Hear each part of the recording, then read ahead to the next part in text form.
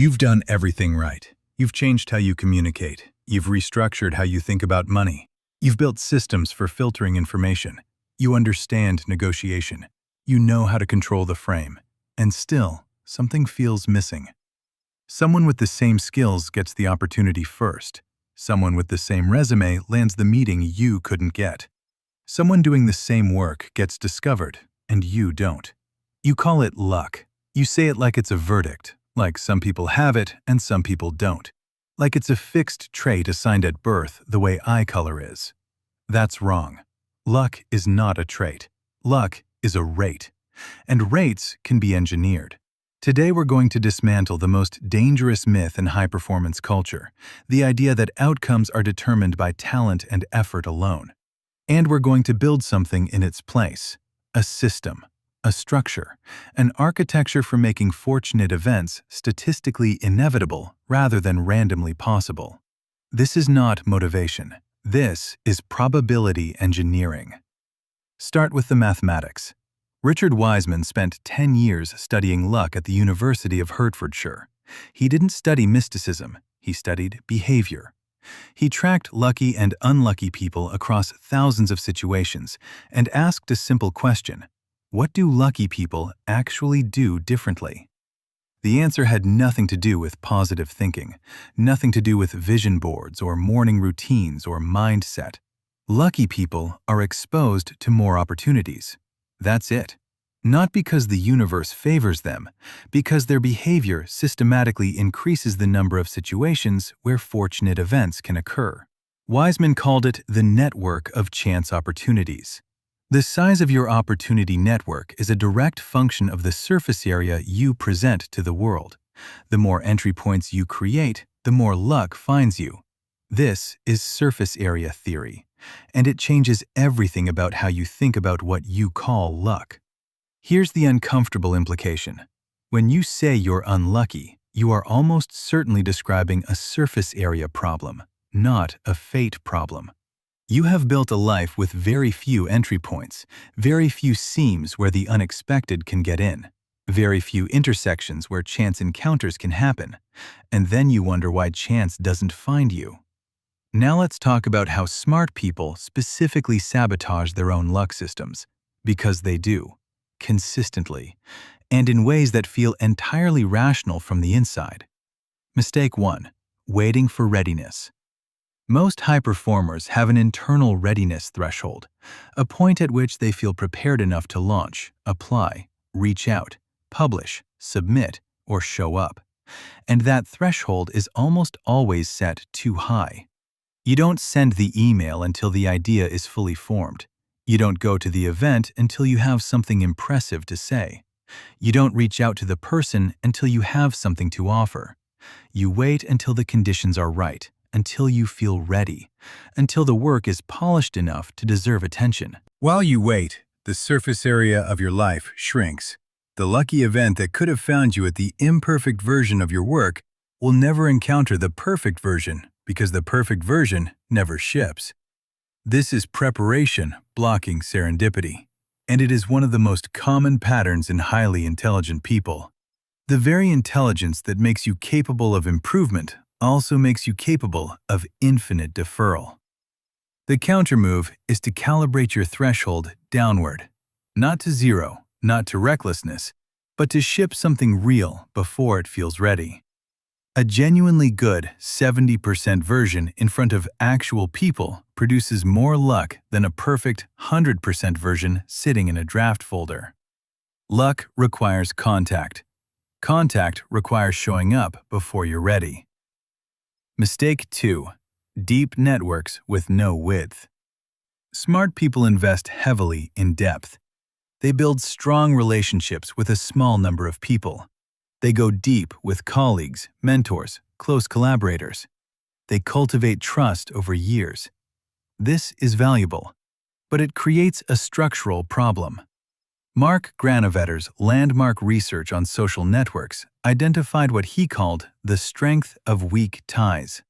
Strong ties, your close relationships, are deeply valuable for support, trust, and execution.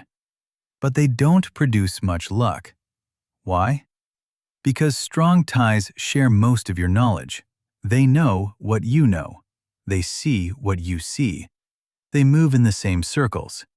Weak ties, acquaintances, peripheral contacts, people you've met once, people you follow at a distance, are where the information asymmetry lives. They know things you don't. They're connected to worlds you can't see. They're the ones who will mention your name in a room you've never been in. Most serendipitous opportunities come through weak ties. A person you met once at a conference 5 years ago. A former colleague who moved industries. Someone who read something you wrote and remembered it when the moment came. The countermove is to stop treating your network as a collection of deep wells and start thinking of it as a surface with many, many entry points. Add width deliberately. Make one weak tie contact per week. Attend one event outside your usual domain per month. Not to network in the transactional sense, to expand the surface area where luck can land. Mistake 3. Fishing in familiar ponds. Lucky people are disproportionately found at the intersection of different worlds. The person who applies their finance skills to a biology startup, the writer who moves into product strategy, the engineer who starts advising artists. This is not accidental. When your skills meet an unfamiliar domain, you are almost automatically differentiated. The competition thins. The context changes. Your ordinary skills become extraordinary because no one else in the room has them. Unlucky people fish in familiar ponds. They apply for jobs that exactly match their background. They pitch clients in the exact industry they already know. They pursue opportunities that require zero translation of their existing capabilities. This isn't wrong, it's just low surface area. Familiar ponds are crowded with people who are identical to you. The probability of a differentiating lucky break in a familiar pond is very low because nothing about you stands out. The countermove is what Stephen Johnson calls the adjacent possible. You don't need to jump to an entirely different world. You need to cross one boundary. Take your current skills and ask, what problem in a different domain would be solved by exactly what I know? That translation is where luck lives. That's where you become rare, and rare things get noticed. Mistake 4. Treating time as linear. Lucky people have a fundamentally different relationship with time. They don't think of their career or their opportunities as a single linear path where each step must logically follow the previous one. They plant seeds far in advance of when they'll need them. They reach out to people they admire with no immediate agenda. They share their work publicly before they need the audience. They start conversations that have no clear purpose yet. This behavior looks inefficient from the outside. It looks like a distraction. It looks like networking for networking's sake. It's actually surface area expansion with long time horizons.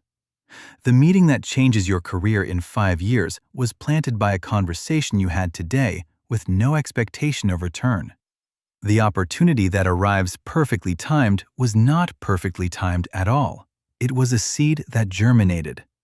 Unlucky people operate in short time windows. They reach out when they need something. They show up when there's an obvious reason. They plant seeds only when they can see the harvest coming. This makes their luck windows extremely narrow. Luck can only find you in the brief windows when you're actively visible, and brief windows produce rare events. The countermove is to expand your luck horizon. Do one thing per week with no expected return and a long time horizon. Write something public. Reach out to someone you admire. Start a conversation you can't see the end of. You are not being inefficient.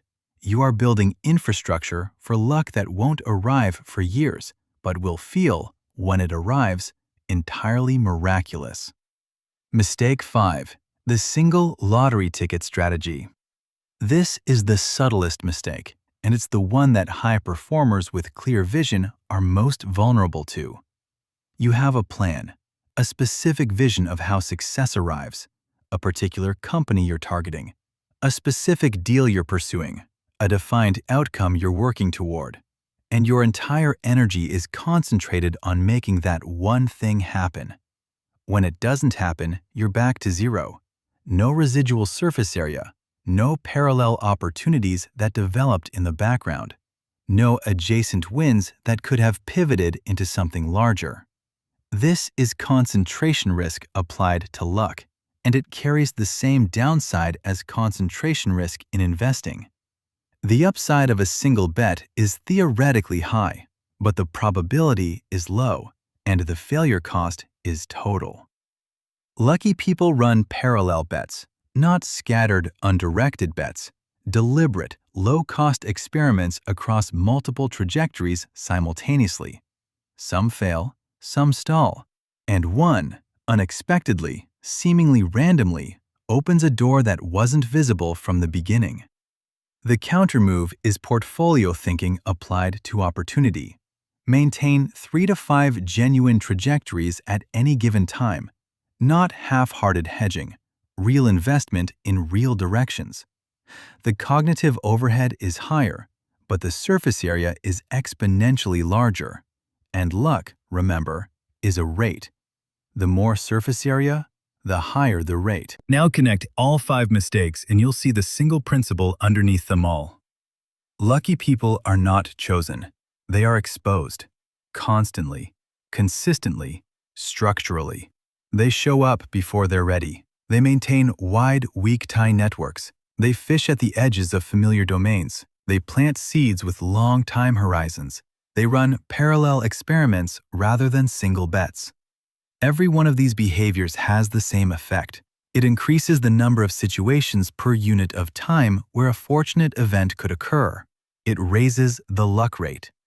You cannot control whether a lucky event happens, but you can control how many opportunities exist for one to happen. You can control the surface area. You can engineer the exposure. Luck is not what happens to you.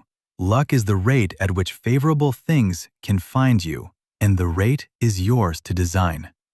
Next episode, we're going somewhere that makes most high performers deeply uncomfortable because it exposes a game they didn't know they were playing. Why do real wealthy people not wear luxury brands?